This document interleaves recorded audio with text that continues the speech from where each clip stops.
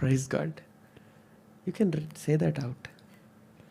Thank you, Sister Priscilla, for your wishes. Eagerly waiting for to see little one and Pettaru. Thank you so much.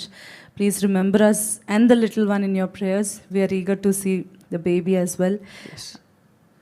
దేవుడిచ్చే బహుమానం కదండి, చాలా భయంతో బాధ్యతతో అందుకంటే ఎగ్జైట్మెంట్తో మేము వెయిట్ చేస్తున్నాం. దేవుడిచ్చే బహుమానం ఎలా ఉండబోతుంది, ఎవరిని ఇవ్వబోతున్నారని.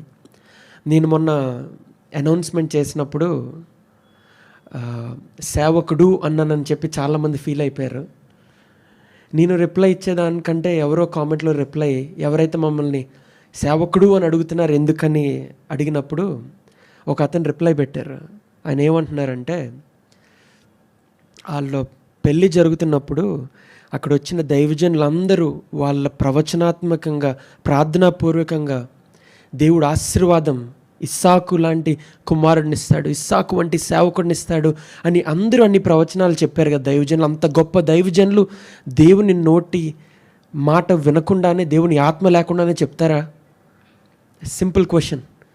వాళ్ళు చెప్పిన మాట, దేవుడిచ్చిన మాట విశ్వాసం బట్టి నేను అన్నాను, కానీ నాకు కొడుకే కావాలి అని నేను ఎప్పుడూ అడగలేదండి. I'm happy with any one.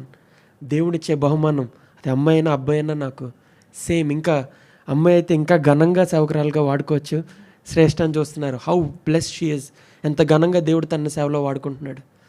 So it doesn't matter if it's a boy or girl, but I just want to keep it out there. ఎందుకంటే మీలో ఆ డౌట్ని పెట్టుకొని మమ్మల్ని ఒక ప్రశ్నగా మీరు చూడకూడదు. మేము చేసే సేవని, మేము అందించే వాక్యాన్ని మరి హృదయంలోకి తీసుకోవాలని చెప్పి మరలా మీకు మనవి చేస్తున్నాను.